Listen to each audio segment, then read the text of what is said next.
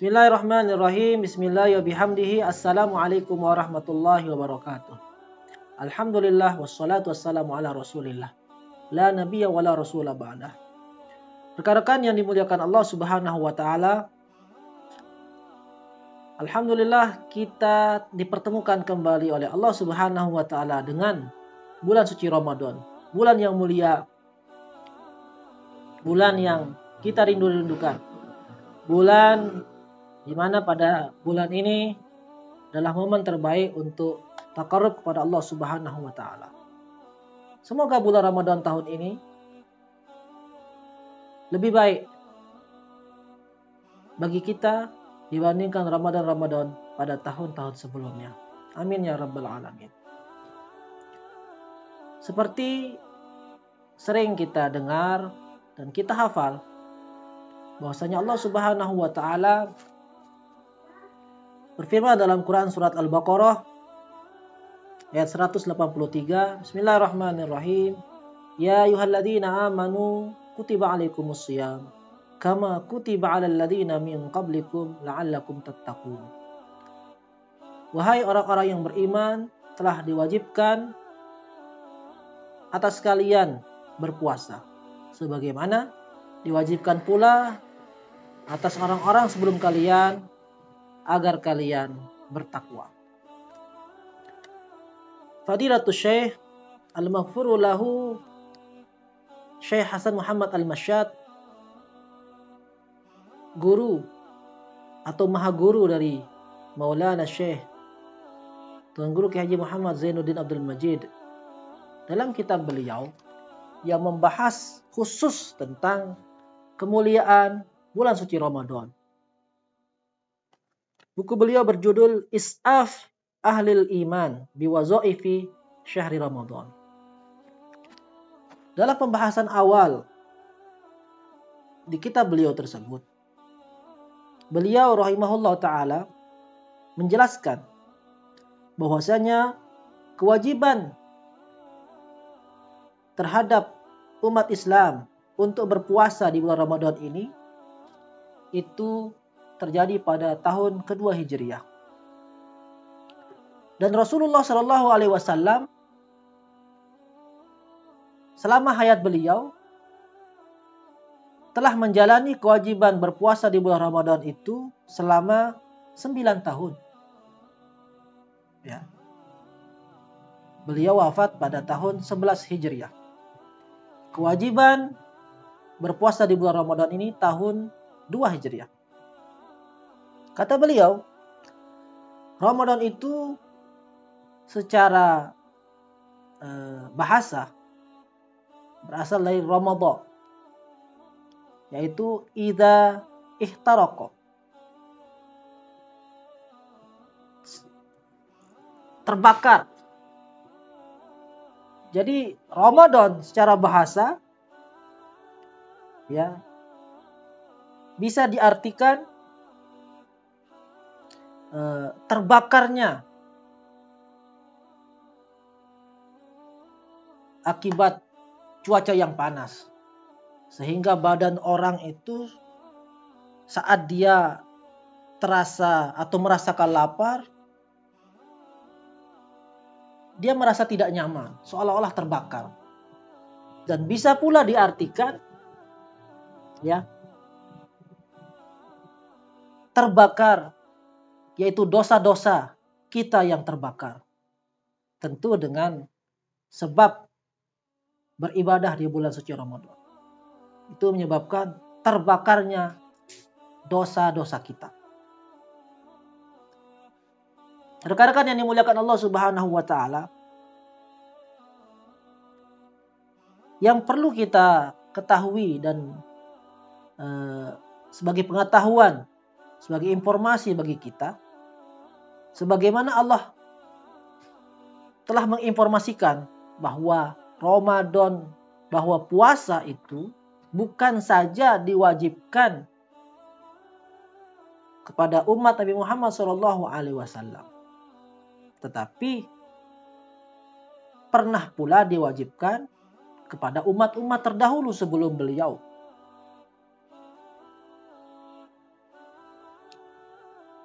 kama kutiba 'alal ladzina min qablikum, yaitu minal anbiya'i wal umami min ladun Adam alaihi salam. Diwajibkan pula terhadap para nabi dan umat-umat bahkan sejak zaman Nabi Adam alaihi salam.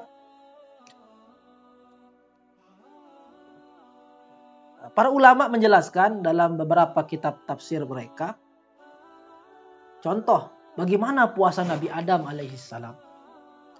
Nabi Adam alaihi salam ketika Allah Subhanahu wa taala turunkan beliau ke dunia, saking panasnya sinar matahari, kulit beliau menghitam. Lalu beliau berpuasa pada tanggal 15 atau di pertengahan bulan. Dengan berpuasa itu, kulit beliau berkurang hitamnya. Lalu malaikat Jibril menyampaikan kepada Nabi Adam, tambah puasamu mulai dari tanggal 13, 14, 15 setiap bulannya. Akhirnya Nabi Adam alaihi salam berpuasa dari tanggal 13, 14, 15. Akhirnya kulit beliau berangsur-angsur kembali seperti semula. Itulah kenapa puasa 3 hari pada 13, 14, 15 itu disebut sebagai siam atau saum ayyamil bid. Ya.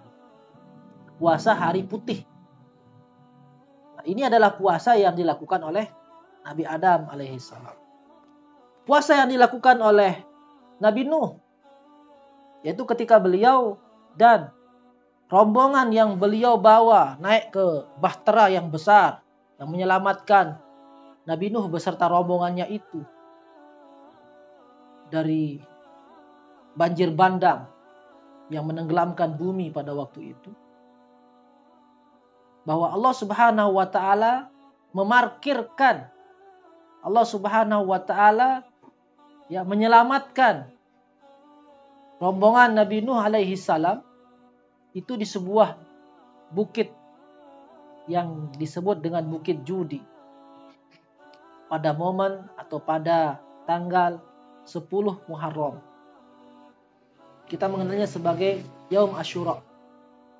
Untuk mewujudkan rasa syukur atas keselamatan mereka, Nabi Nuh alaihi salam memerintahkan kepada pengikutnya, bahkan kepada hewan-hewan yang ikut di atas bahtera tersebut untuk berpuasa pada hari Asyura itu. Dan dalam kewajiban puasa yang lain terhadap umat-umat terdahulu, kita mengenal puasa Nabi Daud.